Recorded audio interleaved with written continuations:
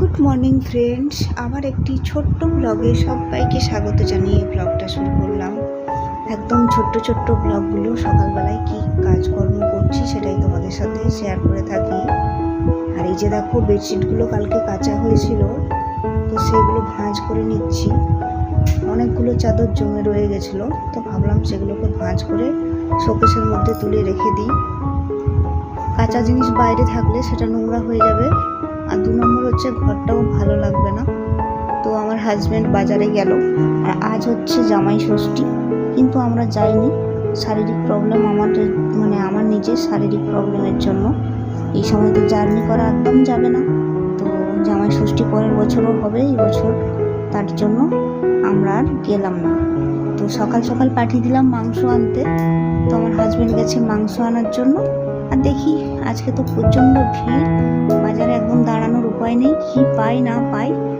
বলেছি যে বেশি ভিড় থাকলে তুমি সেরকম দেখলে নিবে, নয়তো নেওয়ার দরকার নেই, কারণ আমাদের আজকেই খেতে হবে, এমন কোনো মানে নেই, আমরা কালকেও খেতে পারবো। তো ফোন করেছিল, বললো যে মটনের দোকানে প্রচণ্ড ভিড়, প্রচণ্ড লাইন।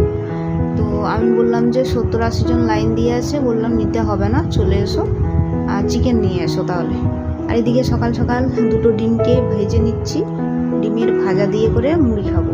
তো কার কার ডিম ভাজা মুড়ি ভালো লাগে অবশ্যই কমেন্টে জানাবে।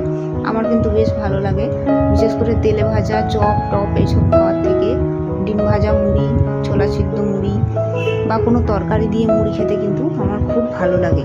তাছাড়াও আমি দুধ দিয়েও মুড়ি খেয়ে থাকি। তারপরে যে রান্নাটা বসিয়ে দিয়েছি, তো চিকেন নিয়ে এসছে, মটনে প্রচুর ভিড় তাই নিতে পারেনি। এদিকে আলু আর কুঁদরিটা একটু ভেজে নিচ্ছি, কারণ একটু সবজি না রাখলেও হবে না।